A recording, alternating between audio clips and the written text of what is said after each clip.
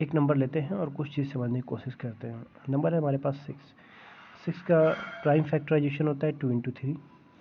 6 के स्क्वायर को ज़रा कंसीडर करते हैं। 6 स्क्वायर यानी कि 36 और इसका स्क्वायर हम कुछ अजीब तरीके से लिखना चाहते हैं। 2 इंटू 3 इंटू 2 इंटू 3 ऐसा लिखने में कोई दिक्कत तो है नहीं। ये एक बार 6 लिखा हुआ है, दूसरी बार 6 लिखा हुआ है, कोई दिक्कत नहीं ऐसा लिखने में। मैं 6 स्क्वायर में से किसी भी एक नंबर को ले लेता हूँ, किसी भी एक नंबर को 6 स्क्वायर में से। अगर मैं इस नंबर को लेता हूँ तो आप देख रहे हैं ओवरऑल ये 6 तो था ही था, तो यानी कि मैंने अगर इस 6 स्क्वायर में से कोई भी एक नंबर लिया तो असल में मैं वो नंबर 6 से ही उठा रहा हूँ, कोई एक नंबर। अगर मैंने इस 2 को लिया तो देखिए ये 6 का पार्ट है। मैंने इस 3 को लिया, ये भी 6 का पार्ट है। अगर मैंने इस 2 को लिया तो ये भी 6 का एक पार्ट है। इस 3 को लिया तो भी ये 6 का एक पार्ट है। ओवरऑल मैं इसमें से 6 स्क्वायर में से किसी भी एक फैक्टर को उठा लूँ तो वो 6 में अवेलेबल रहेगा। यानी मैंने कहा कि अगर 6 स्क्वायर में से मैंने किसी भी एक नंबर को उठाया हुआ है, एक फैक्टर को लिया हुआ है, तो वो 6 में अवेलेबल रहेगा, गारंटी है इस बात की। ठीक है ना, यही बात समझनी है। इसे ज़रा जनरल बात में कह लेते हैं। एक्स स्क्वायर के फैक्टर में अगर एक नंबर ए अवेलेबल है तो एक्स के फैक्टर में भी वो नंबर ए अवेलेबल रहेगा। यही बात हमने यहाँ कही कि 6 स्क्वायर के फैक्टर में अगर कोई भी नंबर अवेलेबल है तो वो 100% 6 के फैक्टर में अवेलेबल रहेगा। और यही बात अब मैं कह रहा हूँ, if x square is divisible by A then x should be divisible by a. But एक बात ध्यान रखना, अगर आपने यहाँ से ये चीज़ उठा ली, एक फैक्टर इसमें से और एक फैक्टर इसमें से, तो ऐसे में आप कहेंगे कि मैंने यहाँ से 6 उठाया है।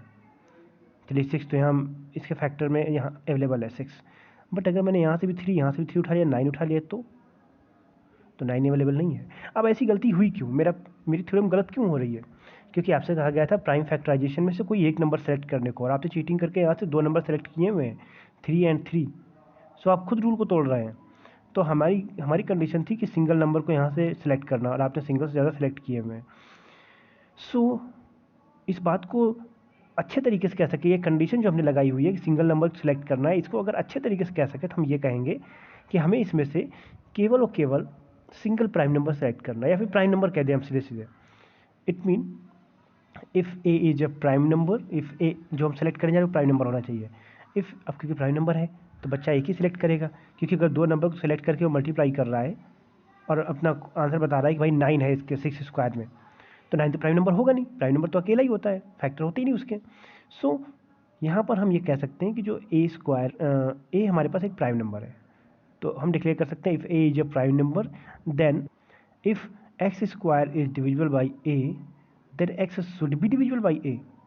क्वेश्चन था prove that √3 is a irrational number. तो let √3 is a rational number. अब अगर √3 एक रेशनल नंबर है तो हमें लिखना पड़ेगा √3 इक्वल पी अपॉन क्यू। हम इस फॉर्मेट में इसे लिख सकते हैं, और पी अपॉन क्यू अगर हमने लिखा तो यहाँ पे कुछ चीज़ें ऑटोमेटिक आ जाती हैं रेशनल नंबर की डिफिनेशन के according. First, P and Q R को प्राइम। को प्राइम का मतलब, को प्राइम की जगह आप ये भी लिख सकते हैं P and Q does not have any common factor. आपको ध्यान होगा अगर आपके पास आंसर आता है 8/24, तो आप इसे ऐसे नहीं छोड़ते, इसे सिंप्लीफाई करते हैं। 8 1 जा 8 एंड 8 3 जा 24, सो 1/3 करके छोड़ देते हैं आप। तो कभी भी इसको हम कंप्लीट रखते हैं और जो लास्ट में आंसर आता है वहाँ देखते हैं कि अब कुछ भी ये सिंप्लीफाई नहीं हो रहा है। सो पी एंड 1 एंड 3 आर को प्राइम। को प्राइम का मतलब आपस में प्राइम है, आपस में प्राइम नंबर है, आपस में प्राइम नंबर कोई भी कॉमन फैक्टर नहीं है। तो आप इसे ऐसे लिखिए कि P and Q does not have any common factor, या लिख दीजिए पी एंड क्यू आर को प्राइम, आपके ऊपर है। अब को प्राइम लिखना छोटा होता है इसलिए लिख दे रहा हूँ। अब यहाँ पे हम क्या करने वाले हैं, रूट नंबर हमें परेशान करता है, सो इसको प्रोसीड करने के लिए रूट को हटाना होगा। तो रूट हटाने के लिए स्क्वायर करना पड़ेगा, दोनों तरफ स्क्वायर कर दीजिए। 3 equal p square upon q square, then 3 q square equal p square. यहाँ आने के बाद हमें ये रियलाइज़ हुआ कि पी स्क्वायर के फैक्टर दिखाई दे रहे हैं क्यू स्क्वायर एंड 3। ये 3 यहाँ अकेला दिख रहा है। इस बात से ये बात साबित हो जाती है कि 3 जो है वो पी स्क्वायर का फैक्टर होना चाहिए। अब यहाँ से ये बात क्लियर हो जाती है कि 3 is factor of 3 is factor of P square. अब अगर 3 स्क्वायर का फैक्टर है, जो चीज़ अभी हमने समझी थी 3 पी स्क्वायर का फैक्टर है, देन 3 जो है वो पी का भी फैक्टर होगा।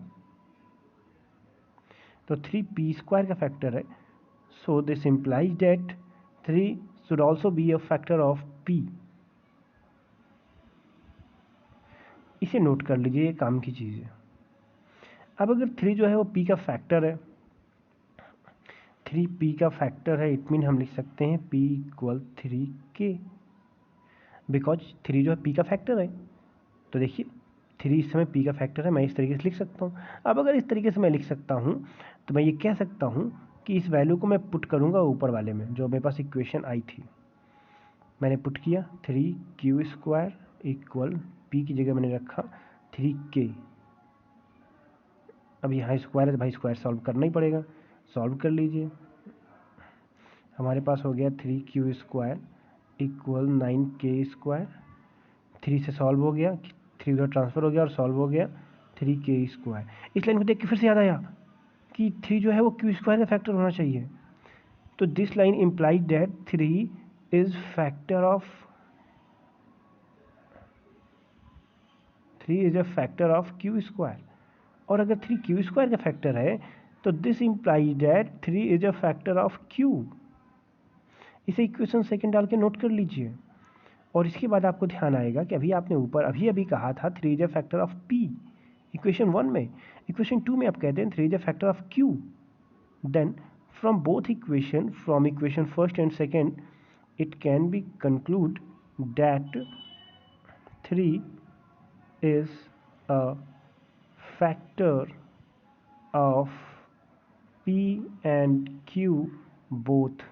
अब अगर 3 p and q दोनों के ही फैक्टर है तो क्या आपको लगता है कि दोनों कंपोजिट नंबर कहे जाने चाहिए, सॉरी दोनों को कोप्राइम नंबर कहना चाहिए? बिल्कुल नहीं। तो अब जिन बच्चों ने लिखा था शुरुआत में p and q are coprime number, उन्हें अब यहाँ लिखना पड़ेगा 3 is a factor of p and q both, this imply that p and q are not coprime number. इन बच्चों को ये लिखना होगा। और जिन बच्चों ने शुरुआत में लिखा था p and q does not have any common factor, उनका यहाँ पे आके बात खत्म हो जाती है। अब आप देखेंगे कि आपने जो शुरुआत में स्टेटमेंट लिखा था p and q are coprime, और अब आपके पास आ गया p and q are not coprime. देख रहे हैं आप, टोटल उल्टी बात आ रही है।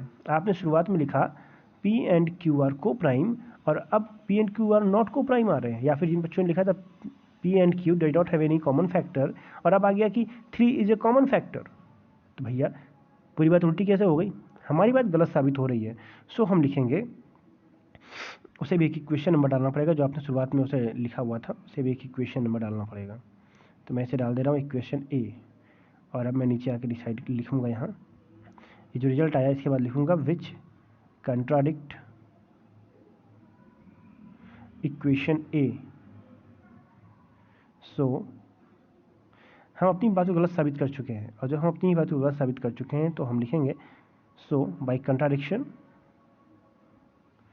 सो और अब ये सोचिए गलती ऐसी हो क्यों रही है, हमने जो लेके चले थे हम उसका उल्टा क्यों आ रहा है हमारे पास? इसका मतलब है हमने कुछ ना कुछ गलती की है पूरे सवाल में।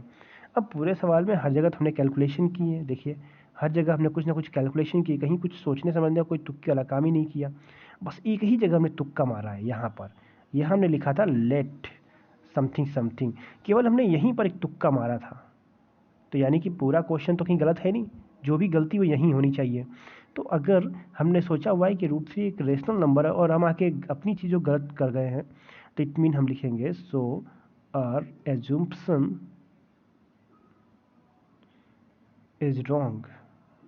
और हमने जो सोचा है अगर वो रॉन्ग है तो सही क्या है? सही है उसका उल्टा, यानी कि √3 इज ए रेशनल नंबर। बस इतनी सी बात है।